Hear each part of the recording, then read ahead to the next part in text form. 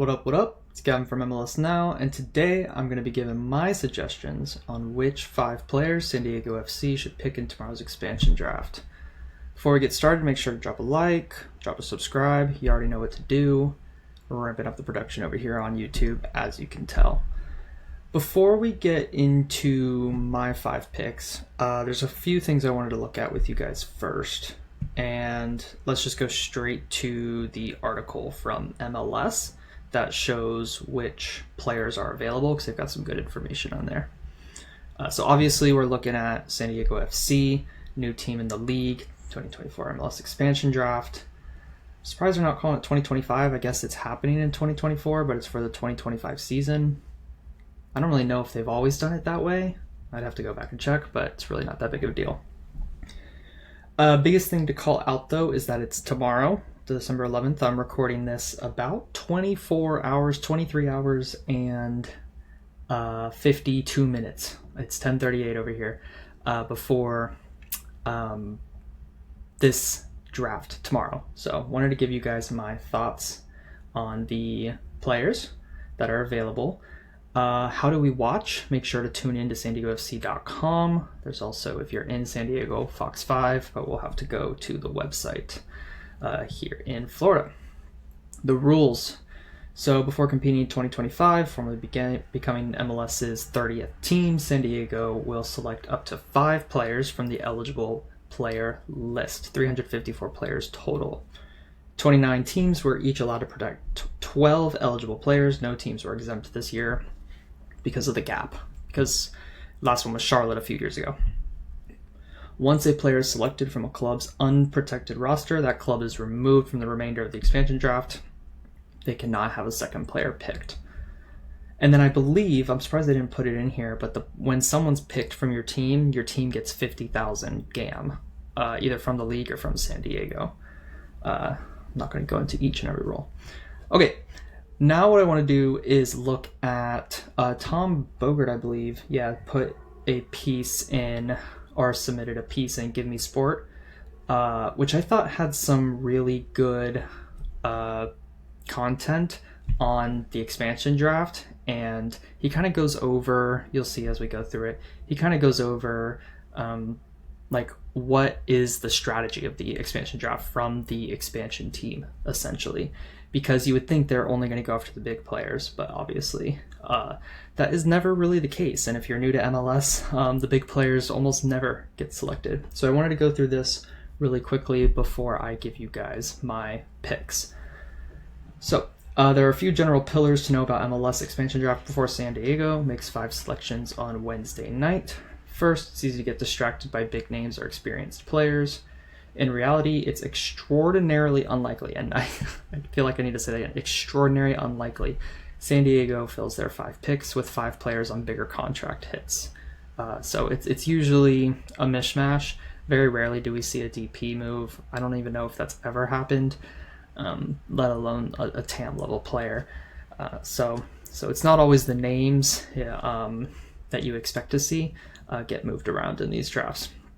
Extraordinarily unlikely San Diego selects even one player who would have to be a DP. And then he shows Ben Wright's tweet with a bunch of really high level named players. Toronto, Lorenzo Insigne is definitely not being picked. Same for SKC with Alan Pulido. Teams would assign their own DPs. I think that's a really good point. Second, it's about value, more directly cheap contracts and domestic players. The expansion draft in recent years has had a focus on trying to fill roster slots 14 to 19, rather than grabbing a handful of starters or people who are making starting level money. Third, I'm expecting one of these selections to be traded. It's not just San Diego diving into these lists, it's all of the MLS teams. They start making bids to trade for a player left unprotected. Most GMs I've spoken with expect the same. I think Charlotte traded 2 players in the last draft. In 2022, St. Louis selected Jake LaCava, traded him to Inter Miami. St. Louis City was after Charlotte. I'm getting that totally wrong. In 2021, Charlotte traded Tristan Blackman and Tajuri Shradi to Flip. In 2020, Austin picked Kamal Miller and then traded him on to Montreal. So yeah, expect to see a trade. In my 5 picks, I will call out who I think could be traded, but I'm expecting one of the picks at a minimum to be traded by San Diego, really to just get their GAM back, essentially. If it is coming out of their GAM. I don't remember that. Fourth, don't draft players who are out of contract. I think this is a great point. Rusnak, Atuesta, and Abobase, they would be great, but all three theoretically could be signed via another mechanism. And fifth, don't forget about the handshake deals. For instance, this week San Diego acquired an international slot from the Columbus Crew for 100,000 GAM. Those slots usually go for 200,000. So you can safely assume there's an understanding San Diego won't touch a Columbus player in the draft. My mock draft absolutely would have included a Crew player, whether it's Dwan Jones or Dylan Chambost, because those two would have been worth breaking the previous guidelines I laid out. Imagine the drama if San Diego picks a Columbus player. That would be insane. That's the only trade of this kind currently announced, unless there was a similar understanding that trade to acquire Thomas Angel from LAFC, but that doesn't necessarily mean it's the only one done. Lastly, contract terms are important. If there's a player with a transfer fee picked up, San Diego would assume the payments. Deals aren't always paid up front. I think this is another really good point. It's most evident in NYCFC's Jovan Mijatovic, who was signed from Red Star Belgrade last year. Sources confirm there's absolutely money left to be paid on the $8.6 million transfer fee. If the transfer fee agreement was 4 installments, the San Diego would be on the hook for about $6.4 million. They're not going to sign themselves up for that. That would be idiotic. And Mijatovic he hasn't even shown enough to be picked anyways, but this is just a really good example. Some other quick odds and ends to keep in mind when diving through these lists. Just because the team loses a DP, that doesn't mean they don't value them. It's strategic. Low-priced domestic players more likely to be taken than an international DP. A player like Julian Gressel would make sense despite a significant contract, but he left the Vancouver Whitecaps a couple of years ago because he wanted to be on the East Coast. So obviously San Diego's on the West Coast. It wouldn't really make sense for San Diego to pick up a player who wouldn't enjoy living in your city, essentially. So there's also the people aspect of it as well. Okay, I'm not going to dive into his picks because I don't want him to influence my picks. The only thing I wanted to do is shout out Bryce, because he put an article out today on the expansion draft. And I just wanted to look at his information on the current roster, and just to get a lay of the land of what they have thus far. So currently they have announced 6 signings. Duran Ferry, center back, and that's a young goalkeeper, I believe. Northern Irish center back Paddy McNair, Danish center midfielder Jep Verskov, and striker Marcus Ingvartsen, Hartford, Connecticut native winger Alex Mighton, and Mexican attacking midfielder, of course, Chucky Lozano. Lozano signed for around $12 million from PSV, and he will obviously be the face of the expansion franchise, as he is their first ever DP. It is probable to say they have 3, maybe 4 starters on their roster right now, in Chucky, Ingvartsen, McNair, and Verskov. Clubs also acquired the negotiating rights of center back McVeigh, whose 2025 option was declined by DC United. So basically they don't have a lot going on right now at the club in terms of players. They have 6 or 7 players, and so these next 5 players or 4 players coming their way, or maybe even it's 3, are really gonna help fill out their squad a bit more. So, okay, let's get into my 5. I don't have any graphics. Sorry, I'm not that advanced yet. I'm just going to give you a little bit of reasoning for each of my 5 picks. And so my first pick out of the list of who's available, I am going to go with MLS Cup MVP Gaston Brugman. Now, this goes against what Tom was saying with the don't sign expensive guys. His contract is $1.4 million guaranteed and expires in the end of 2025. But the reason I've got him in my list of who San Diego FC should be picking tomorrow is essentially you want your players to deliver on the biggest stages. And the biggest stage is MLS Cup Final. Brugman stepped in and delivered. in the high key moment, in the high pressure moment. We all saw how he played. We all know why he was given MLS Cup Final MVP. And so if someone like that is available, I think you go and get him and you put him on TAM or you buy him down. I really think you do. I think this is an interesting move by Galaxy to leave him unmarked, so to speak, I guess, if you want to say it in those terms. But essentially, he is a really good midfielder. He was a great piece for LA Galaxy throughout the entire season.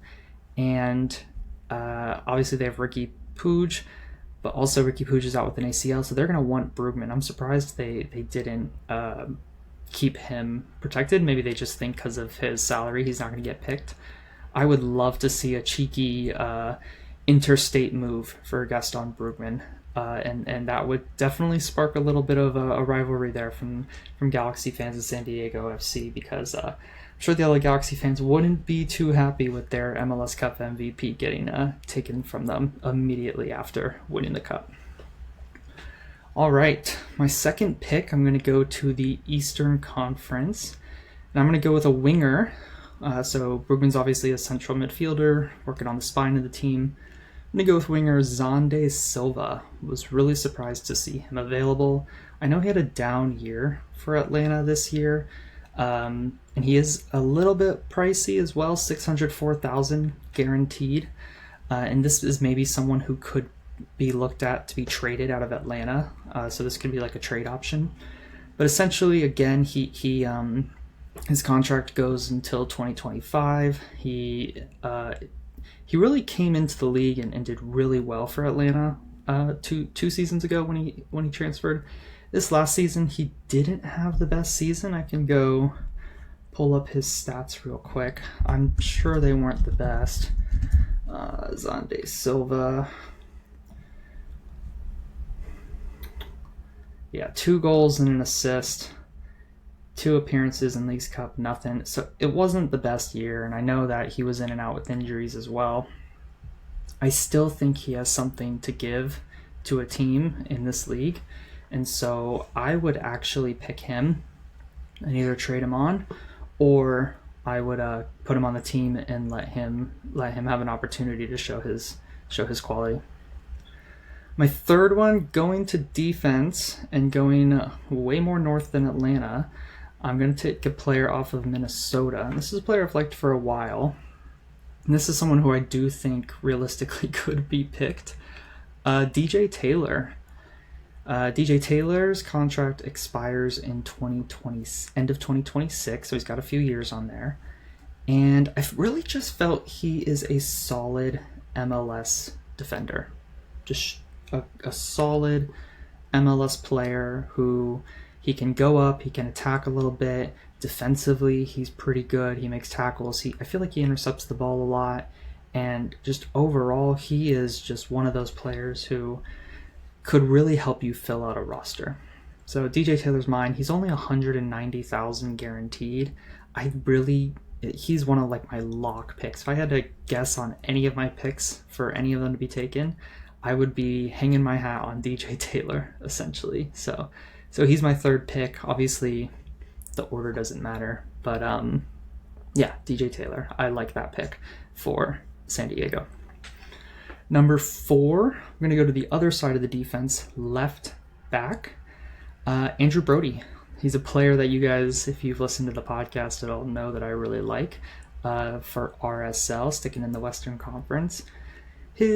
On Capology, I think it said his contract expired at the end of 2024, but I went and looked at the who's in, who's out for RSL, and I really didn't see him listed at all. And so I'm gonna assume that he either got a new contract and Capology didn't get updated, or they just have it wrong. I don't know. But it said it expires 2024. So if that's the case, obviously, going with our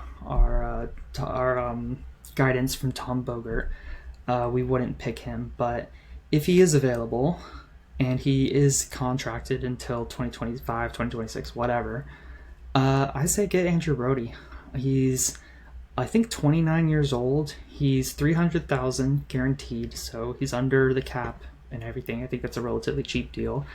And again, I think he's a player who could have a good impact on the squad.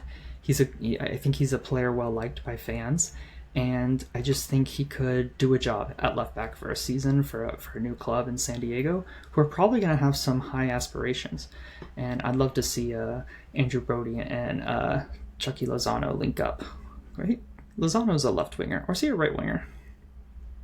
I could never remember with him, but whoever's on his side, I really like Brody as a player, getting up at the field, providing an attacking option as a left back. So yeah, Brody would be my fourth pick.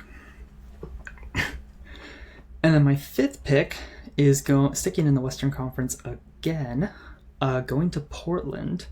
And this is another pricey one, but a midfielder I really like, and Christian Paredes is available. And again, pricey. He's $678,000 contract, so not sure how realistic it is. But his contract expires in 2025, and I think he could really help lock down that midfield for San Diego FC. So I'm feeling good about my picks. I think one or two of them could happen. If I were to pick the two, it'd probably be Taylor and Xande Silva, and maybe Silva gets traded off. But I'm feeling real confident about Taylor. So definitely interested to hear what your guys' picks would be, and then obviously excited to react to the picks that San Diego FC actually do tomorrow night. All right, last thing I want to do is I'm going to bully Bryce here. He did some predictions in that article, so we're going to look at those real quick, and then we'll get out of here. All right, so back with Bryce's article, MLSNowPodcast.com. He selects Julian Gressel, number 1. So he does that we're not going to read through all of them because I want to get through this quickly, but basically he does call out that he would feel pretty bad. It'd be his 6th MLS club in 9 seasons, and he obviously moved to the East Coast, similar to what Tom said. So that would be a pretty rough transfer for him. I think San Diego are going to stay away from that one, honestly. I think they are. Just a gut feeling. But then, come Wednesday night, it's going to be the first one up. Sam Youngkwa. Oh, that's actually a good one. I kind of like that one. He's a pretty decent player for FC Dallas. He's been there for a few years, I believe. And I don't really have too many issues with him as a player. Can't remember any major mistakes he's made or dumb red cards or anything like that. I think that's a really good pick, actually, from Bryce, and I think it's a realistic one too. So I like that. Zach McMath, yeah, that's another good pick. I haven't looked at the contract situation, thinking of Tom Bogart's criteria, essentially. But McMath, if he's available, yeah, I think you could go for him. He had a rough 2024, I would say, at times. And he's been a backup keeper before. He's been a starting keeper before. So, he's been on both ends of the spectrum there. And I think he could be a decent goalkeeper. Now, goalkeeper is a pretty important position. So maybe they're just going to want to go get somebody at goalkeeper that they, is their guy. But maybe, McMath was their guy that they were really eyeing, or he was their second guy, and they can get him really easily. So maybe McMath is that. But we'll have to see. Manuel. Interesting. I'm going to have to read this because I don't really agree with that. I don't rate him much at all as a player. Manuel and Atlanta Xande Silva, similarities between the two: cap hits. They are similar cap hits and roster designations, international spots. Manuel's only 23, can play all across the front three. Comes from Gremio. 13 goals, 10 assists, and 67 appearances. I'm glad he put that in there. That's not great. That's really not good. Now, I know Red Bulls aren't a strong attacking side, so maybe I'm putting that into my analysis here and just looking at the numbers. But I don't... From what I've seen, he hasn't looked like a striker that would be a great option for them. definitely not a starter, and not really much off the bench either. Ethan Bartlow out of Houston. Decent player. I think that's a realistic pick. Someone who I think would be a little bit down the roster. Probably third or fourth choice. Which I think he is for Houston. I don't think he's really playing starting minutes unless he needs to in Houston. So I don't think it's a bad pick. Of course, I wouldn't have chosen him. Obviously, I went for a couple other people. I didn't pick a center back. Interestingly enough, I went for central midfielders, right back, left back, and a winger. So I don't hate it, Bryce. I think I might like 3 out of 5, maybe a 2.5 out of 5. Definitely like the Youngkwa pick, and I think McMath's a pretty decent one. Don't think Gressel's going to happen. Hate the Manuel pick. Sorry, Bryce. And Bartlow, that's fine. So like a 2.5 out of 5 for me. So, all right, that's the expansion draft. Hope you guys enjoyed, and definitely let us know what your predictions are for the draft tomorrow. And then we'll be back to react to the picks on Thursday. Thanks, guys.